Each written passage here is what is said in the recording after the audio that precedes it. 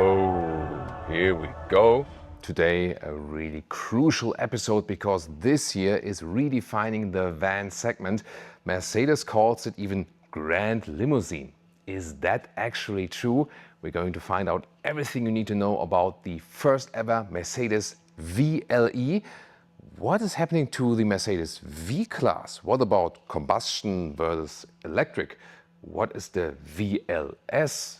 And everything you need to know about exterior in different versions, here with a most exclusive one, but also a sportier AMG style, or maybe the rather basic style, and also different interior features, starting from, maybe leisure use or family use, over to hotel, VIP, shuttle, everything you need to know now with Thomas Nautical Fuel in 4K, full screen, full length. Let's go with this first vehicle we have here today for you in velvet brown. With the exclusive line, has this standing star on top of the hood. The standard model, soon going to show you, also has the standing star, by the way. And this one here is the top end model. The other ones to come very soon. You can see here we have the illuminated front grille, so this outer line. The inside, like we know from the GLC EQ, is not illuminated. I would expect that from a VLS model coming later on, and more lights to appear, optional matrix LED, digital light. You can see here also in this star pattern then here in the front. You can see they want to have this more car typical look in the front and not this typical van look, and I think it works actually quite well also here with this large indentations or enhancements on the hood here actually. And it really depends on which version you go for, but they will look all somewhat similar. Let's take it that way. And what about now this V-Class, VLE, VLS? What's the logic there? So far you had the Mercedes V-Class, and then you also had the commercial version, the Vito for example. This one here now on a completely new platform, and it will start electric with the Mercedes VLE, and the VLS will be the one above that. But you can already spec a VLE to a very luxurious state and so on. However, the V-Class combustion engine will run parallel at first, and then in a couple of years, not sure exactly when, the VLE will also be introduced as a combustion engine, and then the existing V-Class will be cancelled, and this one will also be the combustion engine successor then for the V-Class. So that's the base logic behind it. Here the length now is 5 meters 31, 209 inches. That's a short wheelbase. There will later on be also a long wheelbase version, 17.5 centimeters or 7 inches longer, which will also be the standard wheelbase then for the VLS, the more, even more luxurious one. But this one here is the most luxurious spec for the VLE. We see here also with 22-inch wheels, would start with 19-inch. This one here in this very unique styling, let's take it that way. And you can also you can argue about that. And then you can see here in the side profile, it also has this sedan-alike shape also from the windows. And you will have standard 2 electric sliding doors. Press it right here. You can see you have these flush door handles. They were also offered in China, so they have to rework the door handles, at least for the Chinese version, because it will be forbidden in China to use these door handles very soon. And yeah, at the moment they are already popped out here for the front, and we will also have different interior stylings for you. But I think it's cool to have 2 electric sliding doors as standard, actually. And said that this one starts electric, later on also with combustion engine. Zoom more to all the specs and figures. Here in the concept there was like the full ring, and it will be the full light ring when you are either in a different market. This is the EU spec, and while driving in, for example, in the United States or maybe in Canada and so on, they will have the full light ring. Here, when we're in Europe, we have the full light ring or half ring when we press the brake, because this is then the third braking light on the top. That's also interesting. One cool feature they also still have here is this separate glass roof opening. In this case, you can just load things in and out here. There will also be this splitting shelf area. We have a different car where you can exactly see that. Then VLE 300 is one of the versions. It will start with a small battery at 80 kilowatt hours. net, and this will be the Vle 250 front-wheel drive. This one here, the Vle 300, does also have front-wheel drive, but already the bigger battery at 115 kilowatt hours. So that is already quite substantial. And then there will be a Vle 400 with all-wheel drive, that one then at 6.5 seconds in the acceleration figure. And here, charging flap is right there on the passenger side. There will be right-hand drive versions. I expect that this one stays at the same place. 11 or 22 kilowatt AC, 315 kilowatt DC.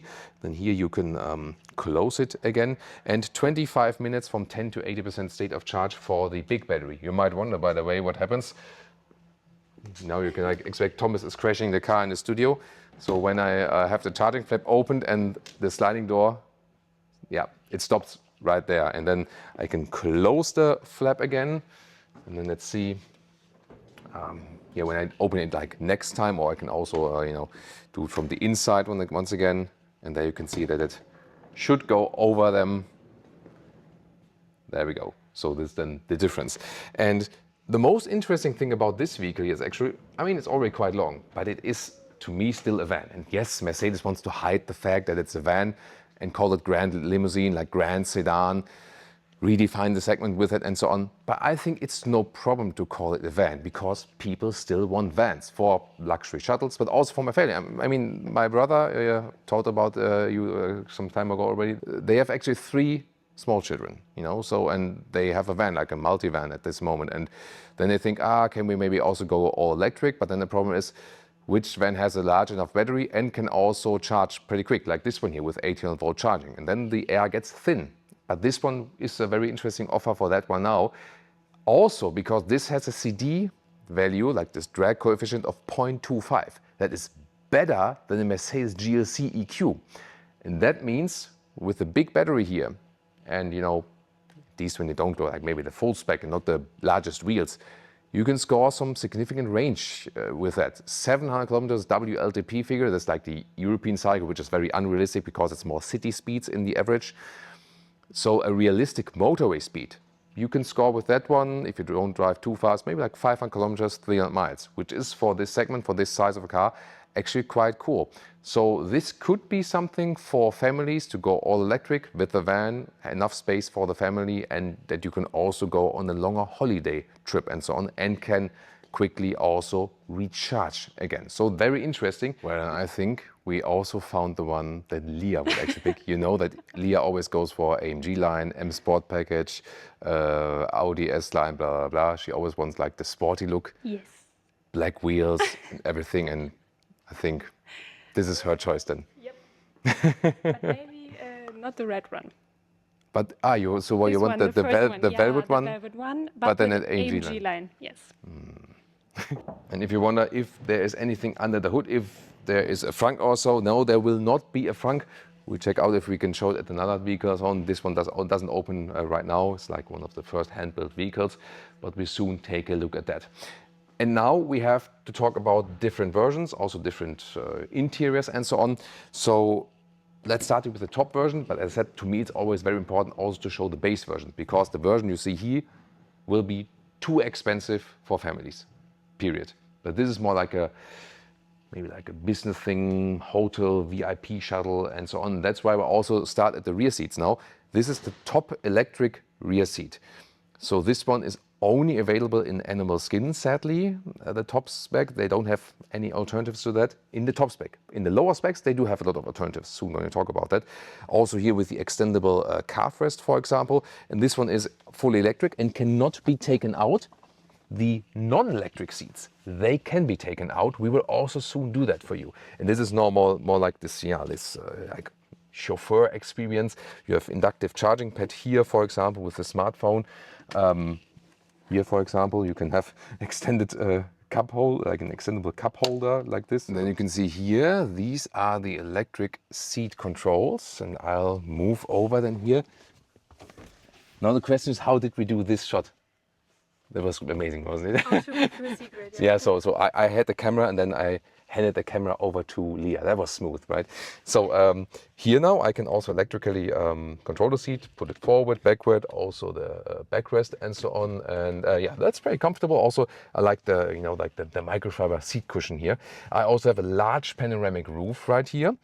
And at the moment it's open. It does have a shade. However, I want to show that to you in the most spectacular way.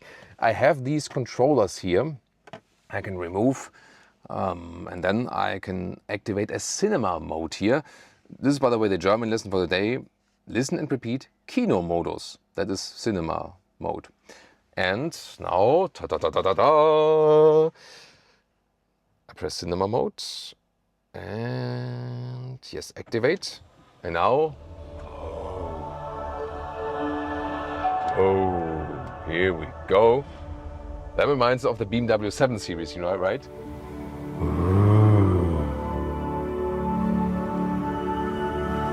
I think they looked at that one maybe a little bit, you know, also like with the sound and so on. And you see here the roof closed. And now I have this 31-inch screen here, widescreen format, 8K, so the resolution is really pretty crisp. And now I can actually slide down here because it's no touchscreen, but I can slide down here on this and then have kind of like this mouse controller, and I can watch YouTube videos. I can connect via HDMI. There's some online apps I can also choose for that to watch movies and so on. The camera function is and there's funny. also the camera function for video calls and so on. There we go. There's Leah, hey! Oh, you have to move your camera away from, then, yeah, now everyone can see you.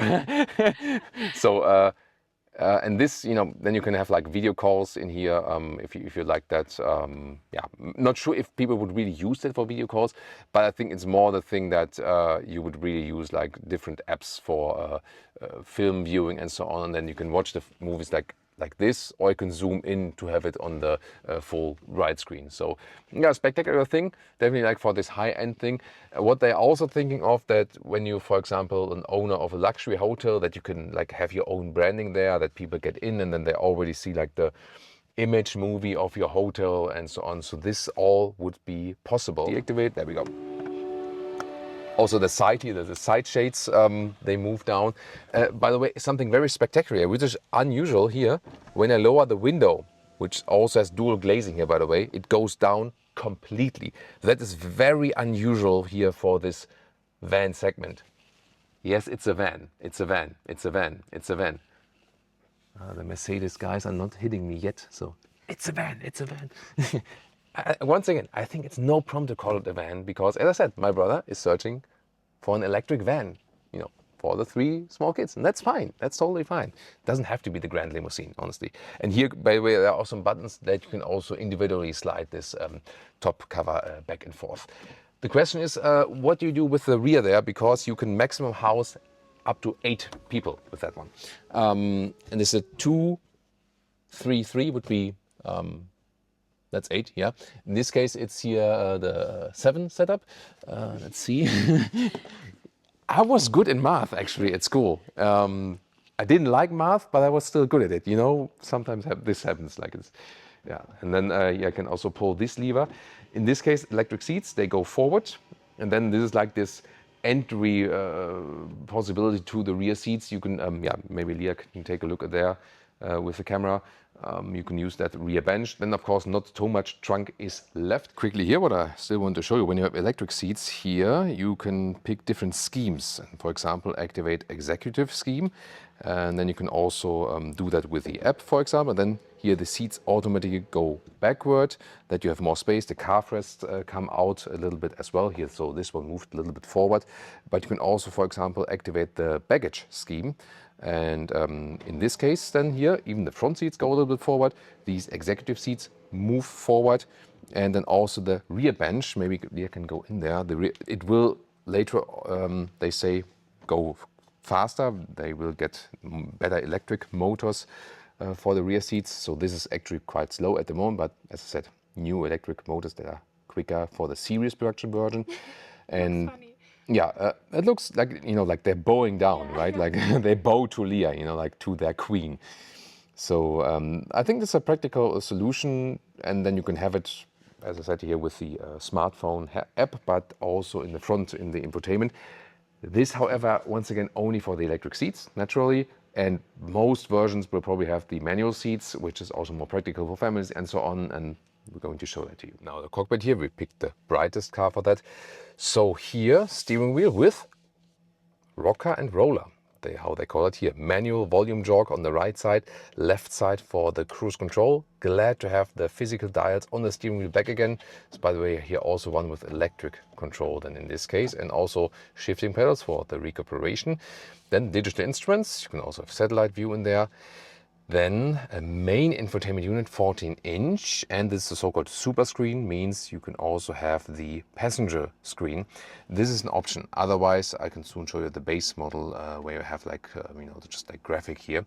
And here, what's new is when you press and hold the home menu, you can actually individualize your lower menu. For example, you can set like the door opening to the left side here. If you're maybe like a shuttle driver and want to have this one in this position, and yeah, you can save then these positions. That's also quite interesting.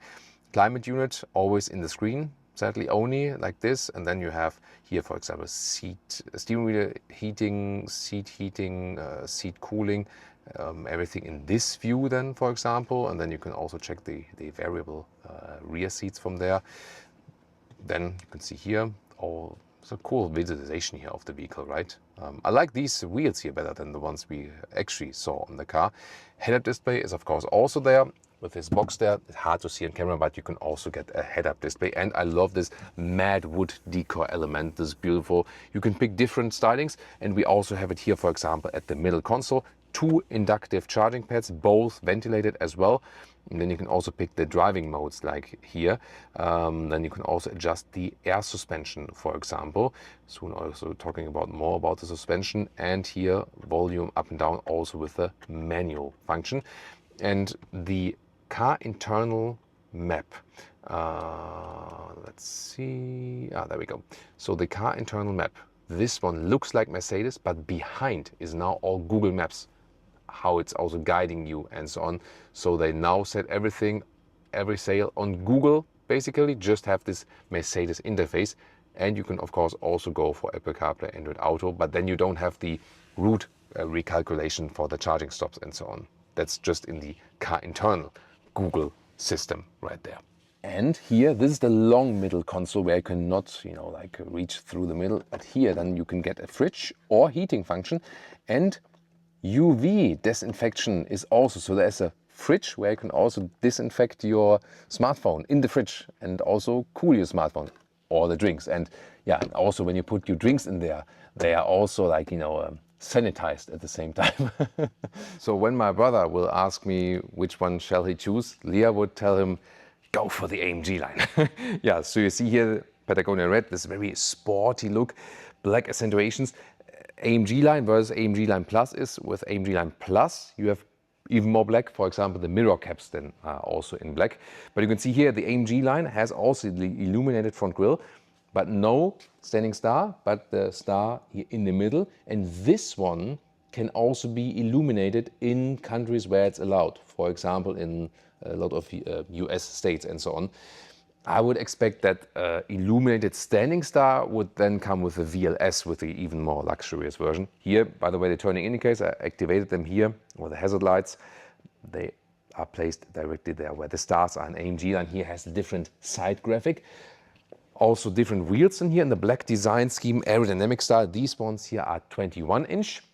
Of course, they also have different tire width always, so I would look out for maybe like smaller tires for best range efficiency. Here also black frames around the window, and in the rear we also have these AMG accentuations. Glad that they didn't go for any fake exhaust graphic and so on.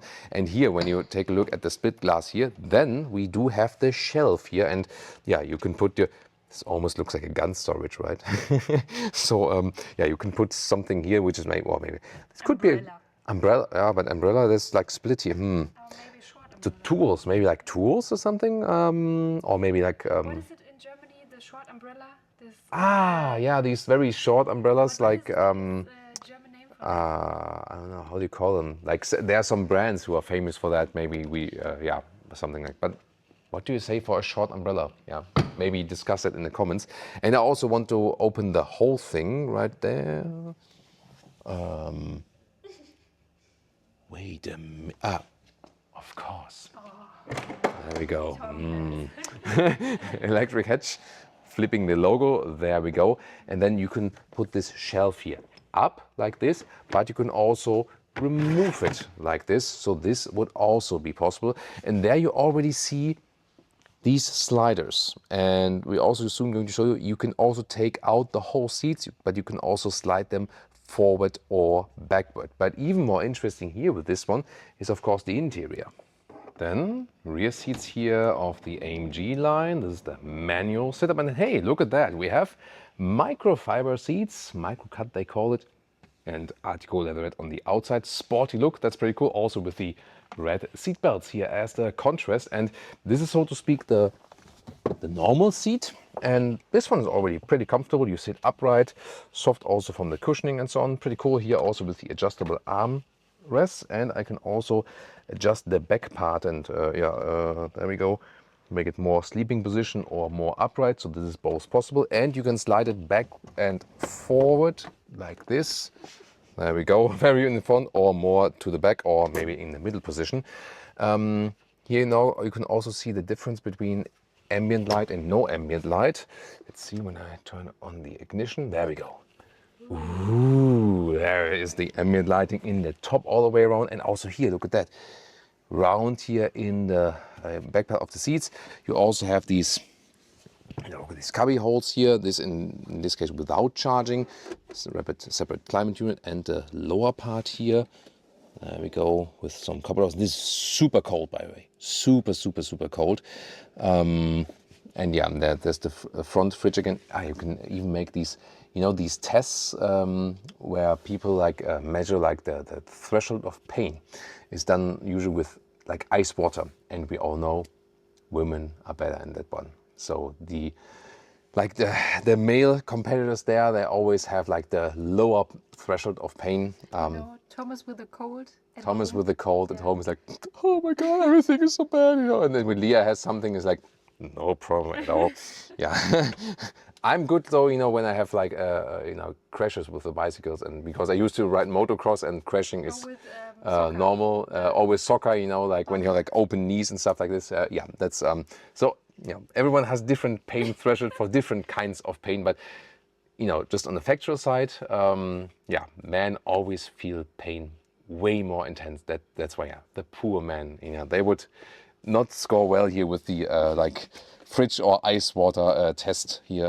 There we go. So when it's like super, super cold in here, try to hold it, you know, as long as you can. But it's cool that you can actually like, yeah, cool or even heat some food here if you like that in this top thing. It should be one circle though, you know, we gotta ask that.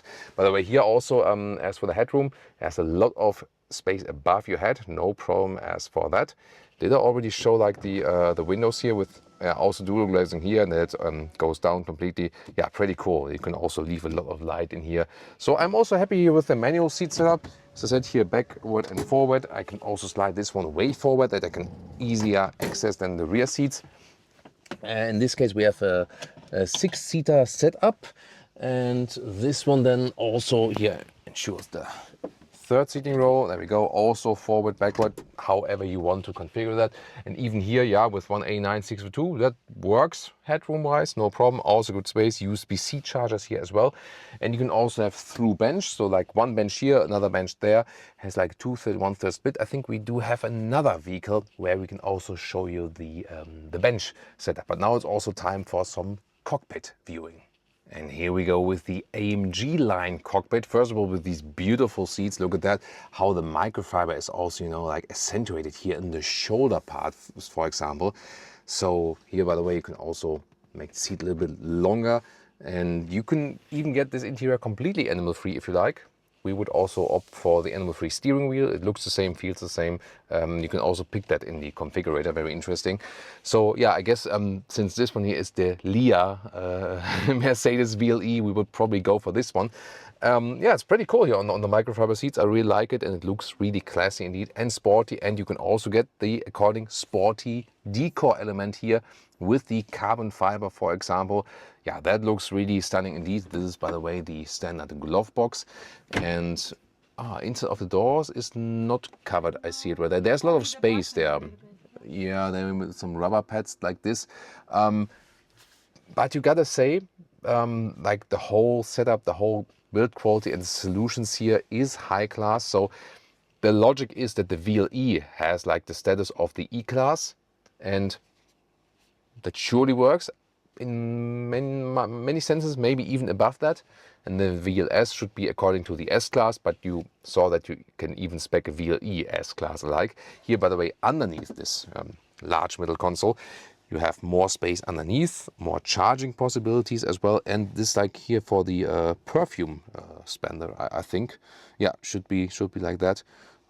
Yeah, so you can do a lot with that one, and you have this typical van-alike upright, yes, van-alike upright seating position. So I mean, I'm really impressed because this is really a completely new setup, and driving like a V-Class is always like driving something like, you know, commercial thing. You know, yes, you do have the air suspension with the V-Class as well, but it was always like this somewhat commercial touch while driving it. And this all makes the impression that you have like a premium van, more that feels like a car. And we can also, you know, take a first spin. We will show that to you later on, and let's see if that confirms my first impression. And now we come to a more base version, but quickly about the suspension. You can get standard suspension, like in here, but optional also air suspension.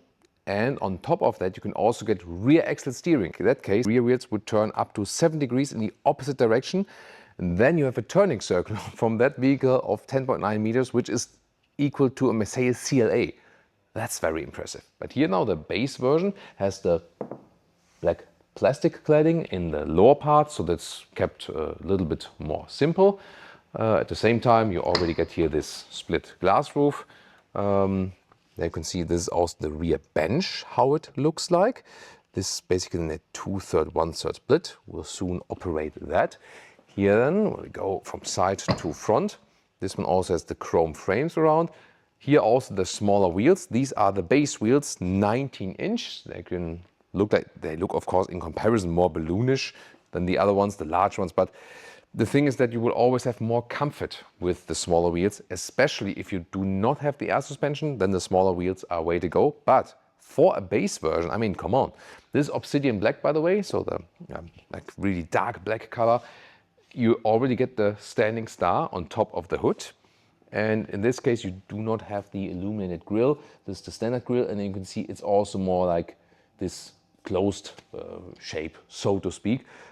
But I think it already looks quite elegant, or what do you think? And the interior even more interesting. Then let's take a look front first.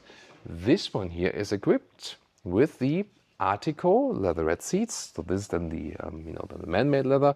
But you can see here it also has this like this nice structure inside. So this is then maybe best for the family, that you can easily wipe that clean. I heard that this one is also available with perforation and cooling. We have to see for confirmation in the configurator later. Here with a nice bright decor, for example. See it right there. Steering wheel, the same, also with the physical dials. Inside of the doors, by the way, of the base version. Also here with the bright decor element. Here's also soft for your elbow. This top part here is also soft. And then here, you can also lower the windows, 4 window levers, important. Also dual lamination. Not sure if that one will be an option. We have to see about that one in the configurator. There we go, but it's good to have like 4 window levers. And we have like some rubber pad on top, on the bottom here, and also in the lower part, and also for the base version. Just for the seat comfort, it's also actually easy to get inside. The ergonomics here in the front is actually the same. Here then you have like a manual control for pumping up your all. It's like up and down. Here the this is like the front inclination of the seat, by the way. Also change that, even if it's manual. And then also here, you know, that you can make the front part a little bit longer. So this is all possible. And of course here then also with moving backward and forward already with the front seat. And let's see here the inclination. That's maybe the only tricky thing then when it's manual, because it's here at the left side. And then it's also closed with a wristwatch and so on. So you have to turn this one then backward for the back. Yeah, this may be like a little bit too far then, you know, but you see then how it works. I think it's also very important to talk about that. And this one as a base version also has the manual, but it's also a nice function here to control that. And you can see here the instruments when they have this classic styling with the speed and here also with the range meter. I think that looks also quite cool. Interesting also how they made here this design here next to the air vents. So I would say that the base version does work very well. This one also, for example, does not have the head-up display in that case, but also the dashboard is like with a soft touch leatherette style. And yeah, if Leah can come around, we can also take a look here at the middle console, because that's also a little bit different. There we go. I try to open the door from the inside as a good gentleman. There we go. So, because here, this is the short middle console, and that can be better maybe like reaching something over to the kids or something. You have a little bit more space than here in the front. Or if you want to come from the rear to the front, then you can move freely around. You have the inductive charging pads here as well. It's also the nicest bright decor element, and then just more space underneath, yeah, also with charging. Or you can maybe put things here in the middle. Yeah, so Drinks. or maybe some drinks, yeah, but then you don't have the cooler. And also here, no passenger screen. So you have the start. At the moment, they are not backlit. Let's see if that one comes maybe later. And from here, I can also easily go through the rear. So that is then the advantage of the. Leah tries to open the thing. Yeah, with the capacitive controls, it's always the thing. But yeah, I can easily go to the rear. Then we also have the leatherette here on these seats. They are comparable to the ones in the AMG line. Also here sliding backward and forward, and with the armrest. But you also have this upright seating comfort. In this case, we also have the glass roof, once again with the ambient lighting. And the difference is then here, for example. I can also show that to you. So we can also move this one here completely down, for example. This is then the rear bench. And you can see it is basically a 2/3, 1/3 split with the rear bench. So when I move this one then here, I do move the whole bench. That's interesting, yes. But to take it out, you can see here, there's the split, because this one here, you know, so you can take this one out, but you can also take these two seats out. So that is it's a very interesting system indeed. So when I move all the way back, yeah, this is then all the way back. Oh, the headroom also raises to the rear a little bit more. Yeah, so a lot of flexibility. But the big question, of course, how easy is it actually to take out a seat? And let's just try that. So there is like this lever here, for example, at the back. I can pull that one. There we go. And then I basically unlock the rear part like this. And that's actually it. Yeah, there we go. There we go. So that's it. So the seat is out. It's about 30 kilograms. It's of course always easier to do it with two. And then I could also, for example, move it in a different position. But the even more exciting thing is when it is actually pulled out. Now do that. This is Thomas live in action. Yeah.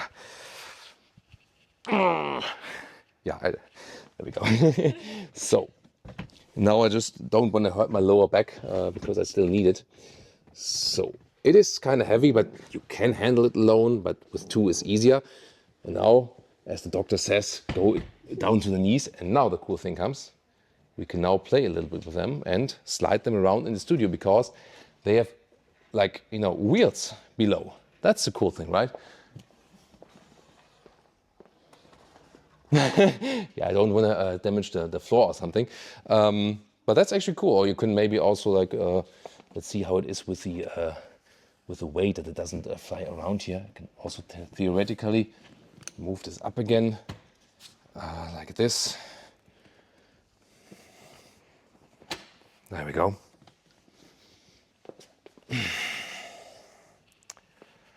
Yeah. Maybe I shouldn't lean backward now, but you can see I can even go like this. So that's a very cool function because they are heavy, and then when they are once taken out, you maybe want to like roll them around in the garage or something like that. So that's pretty cool. And then now you can also take a look here at these sliders there at the inside of the vehicle. And you have maximum flexibility. And you remember that, for example, the VW ID Buzz does not have the function to take all the seats out. So this is, I think, a crucial function to make this, this looks really funny, right?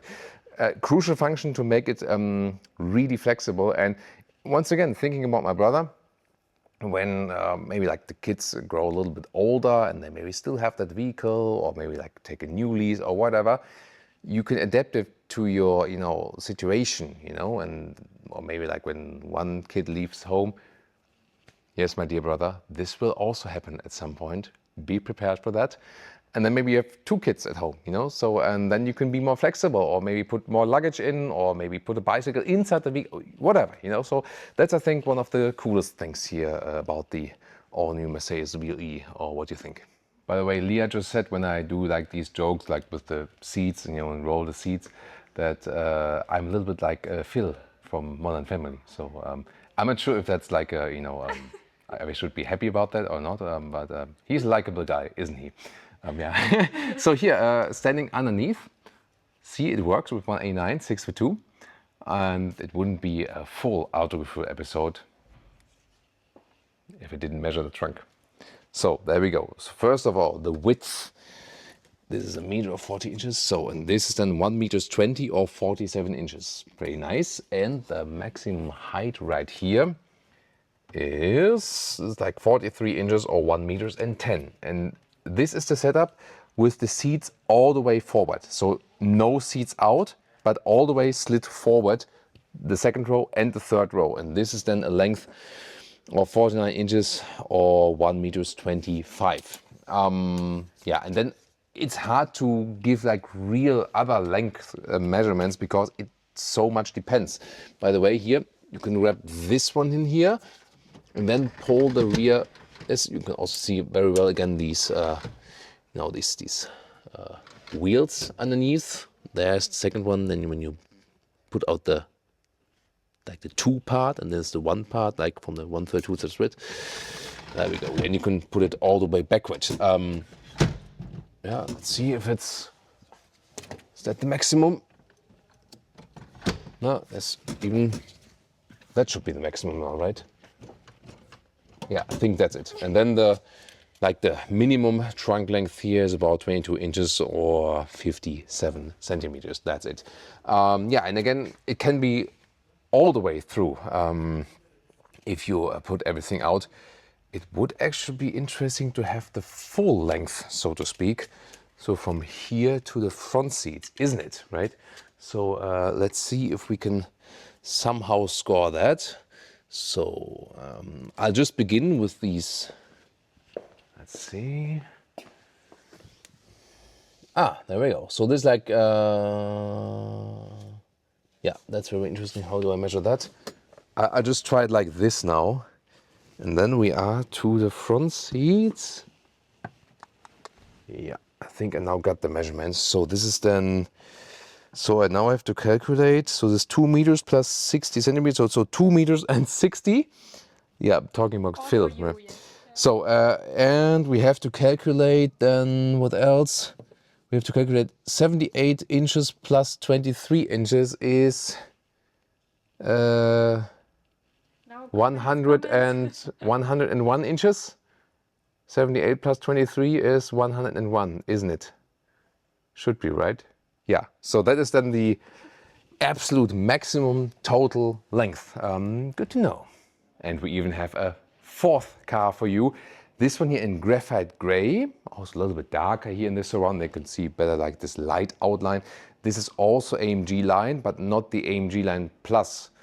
Where can you see the difference? AMG Line, also with a star in the central part, the big one, and here AMG Line, when you have not the Plus. For example, the window, the caps here for the mirrors. they are then also in vehicle color. These here, again, 21-inch wheels, a little bit more fitting graphite gray style, so to speak. And this is here the rear setup with the vis-a-vis seating, and this is the seat, let's say, in the middle. So this is already a comfort seat that is above the base seat, but it's still manual, that you can still, you know, move it and turn it around and slide it and so on. So the solution in between. Let's see, I can also move in here, and I can show you also the function that is available here for the comfort seat, also for the electric seat, for example. So this is like here, this, there we go. So I can put, for example, my laptop here. There's also like this small lip here. Then you have this tablet you can work with, and then you can store it here in this side armrest. And there we have to be like a little bit Tetris, like this. So, and there we go. And then you can also store it again, and yeah, maybe have this conference then also with your peers here, for example. So there you can see once again that these different solutions are available.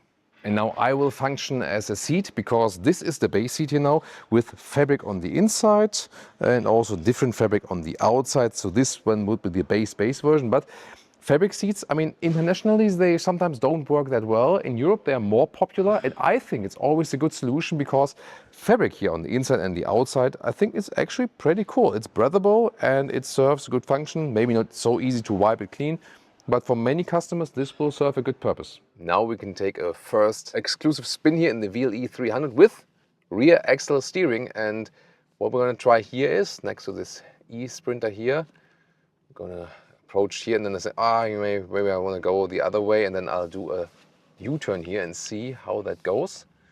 And this has this, wow, 7 degrees rear axle steering is crazy. You know, between the Sprinter and the white line there. Wow, that's really crazy. It literally has the turning circle of a Mercedes CLA. This is like 10.9 meter actually.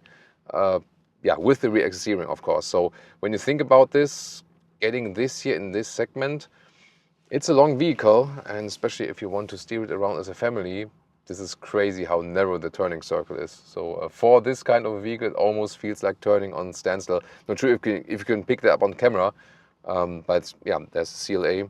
It's really extremely narrow. And also when I think about parking in and out of our basement garage at home or so, this will help us that we don't have to always go like back and forth and back and forth.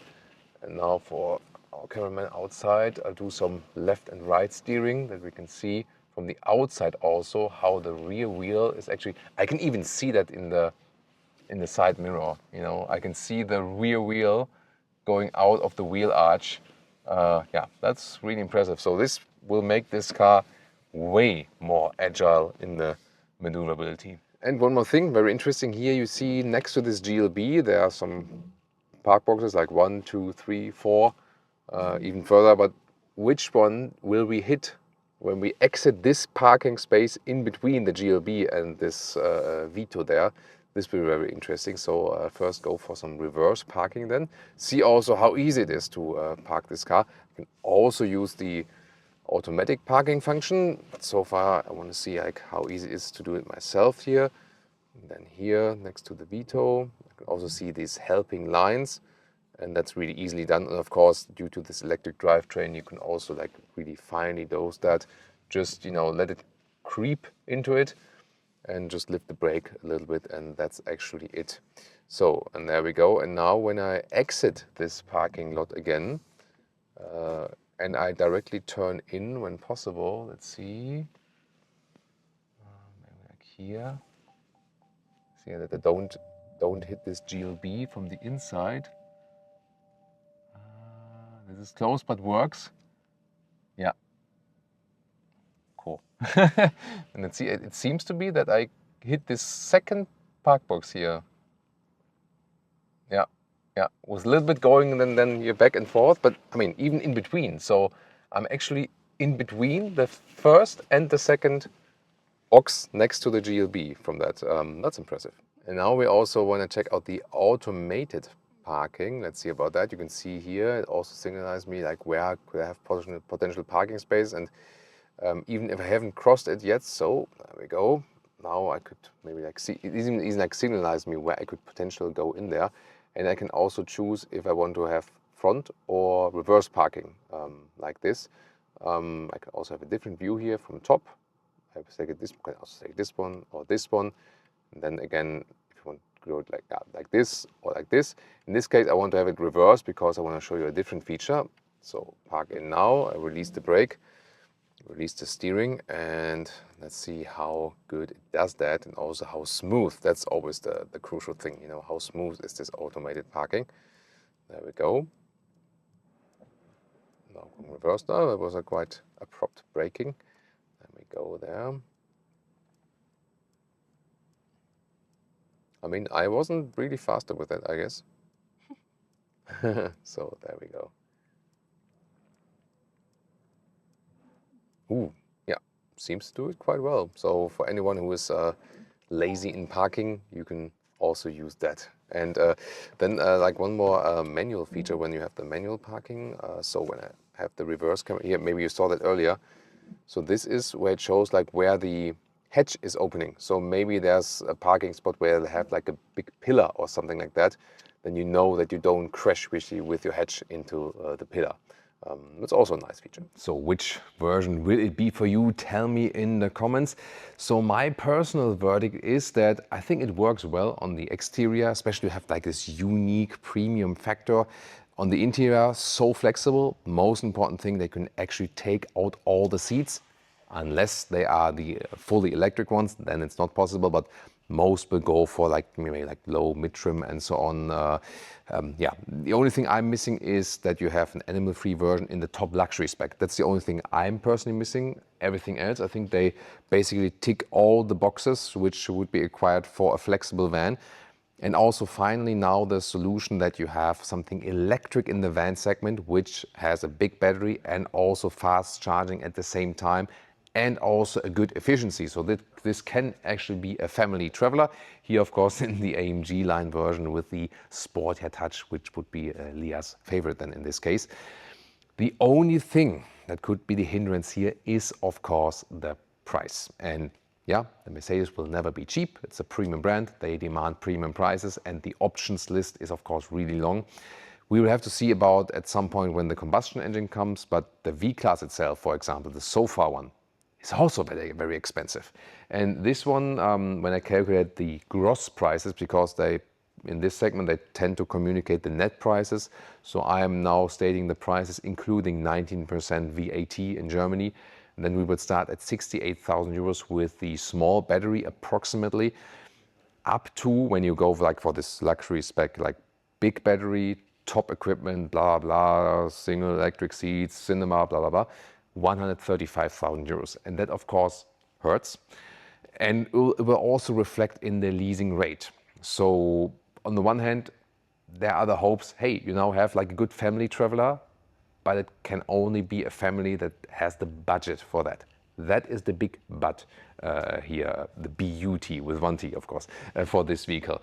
Yeah, tell me what you think about this pricing strategy and which version would you go for? Tell me in the comments.